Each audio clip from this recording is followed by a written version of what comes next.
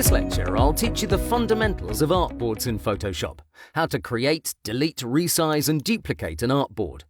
If you already know the basics, feel free to skip to the next lecture. Just a quick note, if you're using Photoshop CS6, artboards are not available, so this is the point where you need to upgrade to a CC version, which starts at around $10 per month.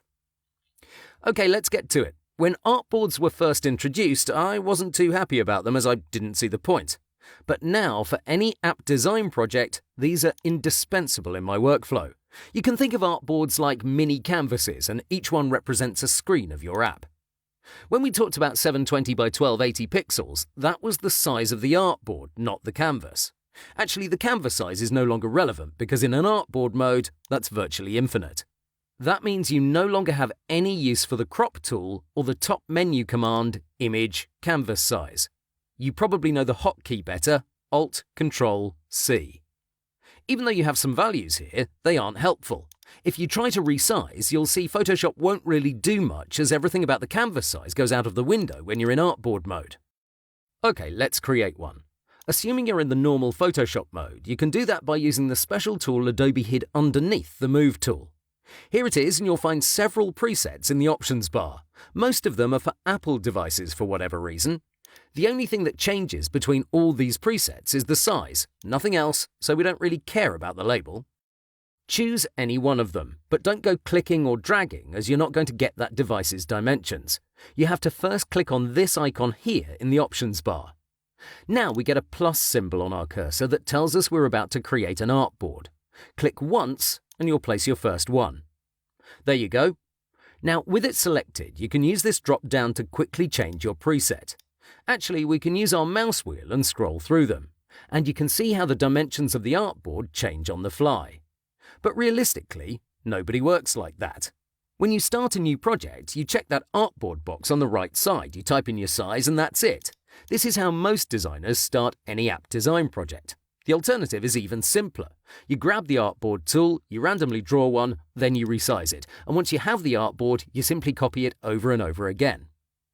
Speaking of resizing, let me tell you how that's done in a real-world scenario. Nobody actually uses these handles because we need precision. Instead, we go to the Properties panel. If you don't have it opened, go to Window, Properties. Make sure you've selected the artboard itself and not a layer. If that's the case, you should see your width and height values here. Now, type in 720 by 1280, and that's it. That's how you resize an artboard. Once that value's set, the only thing that may change is the height. We may design longer screens that will require some scrolling. For that, we'll raise the height value to 1400, 1600 or whatever's needed. The extra space is always added to the bottom part of the artboard.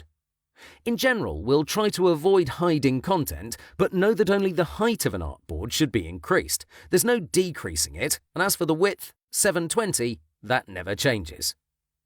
There is an alternative to resizing in case you don't want to use the Properties panel, using the Options bar. You can click on the artboard's name, and this automatically selects it along with the artboard tool. Now the Options bar shows you its dimensions, and of course you can type in your new values. In my workflow, I rarely touch the Options bar, so stick with the Properties panel as it's an essential part of our workspace. You can delete the artboard in two ways. First, if there are at least two of them, you can select one and tap the Delete key, simple enough. But if there's only one artboard and you want to remove it, the Delete key won't do anything. Instead, you have to right-click it and choose Ungroup Artboard. Keep in mind this second option will leave all the layers inside it untouched. Duplicating an artboard is the same as anything in Photoshop. I'll add one and I'll make sure it has the right size. I like to click on its name to select it so I don't have to move my cursor all the way to the Layers panel. Keep in mind this is a simple click. You don't need to hold Control or any other key when you click on an artboard's name. Then I hold down the Alt key and my cursor is immediately going to change. Drag to the side and now you have your first copy. This technique works on layers and groups, so it's no surprise it works on artboards as well. The alternative is to use Ctrl-J, which you're probably familiar with. This does the same thing, the only difference is it places the artboard automatically to the right side.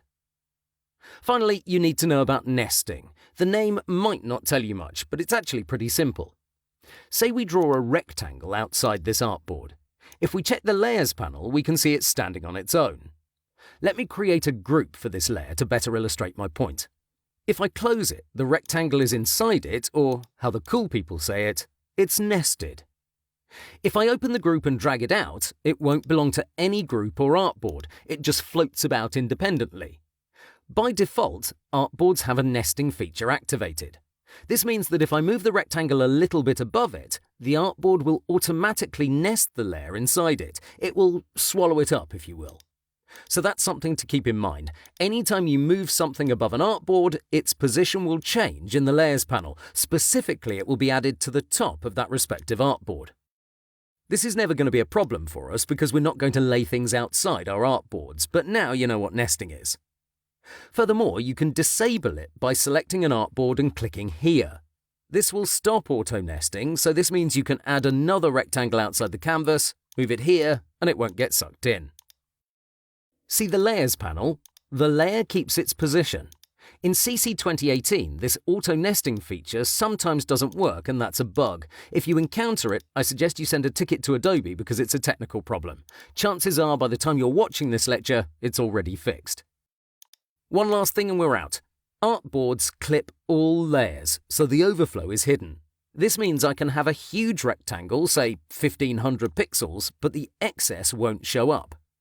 In general, we'll be precise, but know that you can throw things around and get a good look without worrying about being pixel perfect. That's not the recommended way of working, but you should be aware of this possibility. And that concludes this lecture about the fundamentals of artboards. Please keep one artboard active as we're about to start building our design.